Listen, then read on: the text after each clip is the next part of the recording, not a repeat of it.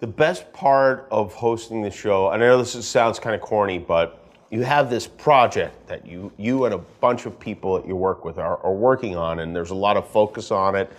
There's a lot of pressure. You have a deadline. You're hoping it goes well, and you all work together, and then it does actually go well. That almost never happens. So that process, I think, and the result was the best part. You do have to prepare for things to go wrong. You have it in your head that everything will go perfectly, but that almost never happens. So I think part of it is experience, just having been there on a stage in situations like this. It gives you the confidence and serenity to comment on the action happening around you. With that said, you never expect something like what happened last year to happen. It just never occurs to anybody. It's great to be asked the first time. It's an honor and all that stuff, and something that every comedian, I think, imagines themselves hosting the Oscars. There's no show bigger than this. But to be asked back a second time is much better because it means you did well the first time.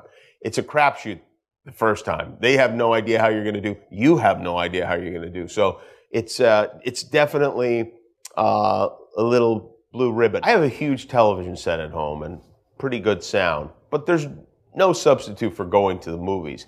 And part of it is the film and the theater and the sound and even the smell of the popcorn.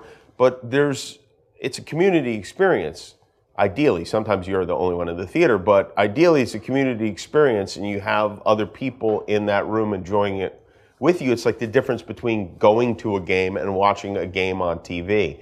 And I think that's a big one. And until we get to the point where we're inviting random strangers into our home to watch movies with us, it really can't replace the movies. The most challenging part of being a host is to be prepared, but not to come off as too prepared.